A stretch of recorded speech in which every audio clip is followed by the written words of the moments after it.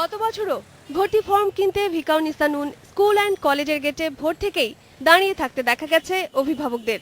কিন্তু এবারের চিত্র ভিন্ন। কিভাবে অনলাইনে ভর্তির আবেদন করতে হবে সে খবর জানতেই এসেছেন তারা। এটা খুবই ভালো লাগছে, কারণ যাওয়া আসা বা এই লাইনে দাঁড়ানো ঝামেলা, সারাদিন খুবই বাচ্চাদের নিয়ে টায়ার্ড হয়ে যেতে হয়, কষ্ট হয়ে যায়। একটা সমস্যা করেছে যে এই ফর্মটা আবার জমা দিতে হবে, এটা একটা পার্ট রেখে দিয়েছে। এটা যদি জমা দিতে না হতো, অনলাইনে জমা নিত, তাহলে জিনিসটা ভালো হতো। সময় টাকা দেওয়ার সময় আমরা টাকা পাঠাতে পারছি না, তাদের একটা কাউন্টার নাম্বার চাচ্ছে, সেই নাম্বারটা পাচ্ছি না, সেটা একটা হ্যাসেল মনে হচ্ছে আর কি। অভিভাবকদের বারবার স্কুলে আসা যাওয়ার হয়রানি কমাতেই এই উদ্যোগ নেওয়া হয়েছে বলে জানালেন ভিকারুননিসা নূন স্কুল অ্যান্ড কলেজের অধ্যক্ষ।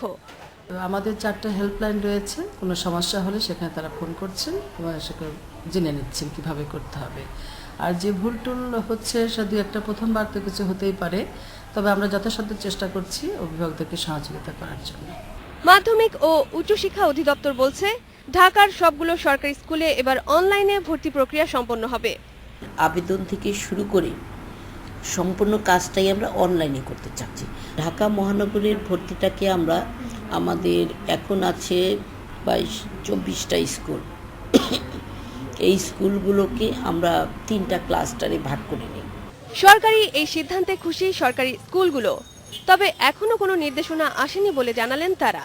এটা আমাদের স্কুল পর্যায়ে ছিল না, যদি এটা হয় আমি তো এটাকে অনেক হাইলি অ্যাপ্রিসিয়েট করব। আমিও চাই যে আর আমরা যদি সরকার এই মুহূর্তে নির্দেশনা দেয়, আমি এই মুহূর্তে শুরু করতে চাই।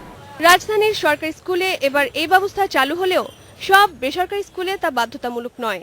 তবে বেসরকারি স্কুলগুলোকেও পরের ধাপে এই প্রক্রিয়ায় আনা হবে বলে জানিয়েছে মাধ্যমিক ও উচ্চশিক্ষা অধিদপ্তর। Rokeya Lita, Independent News, Dhaka.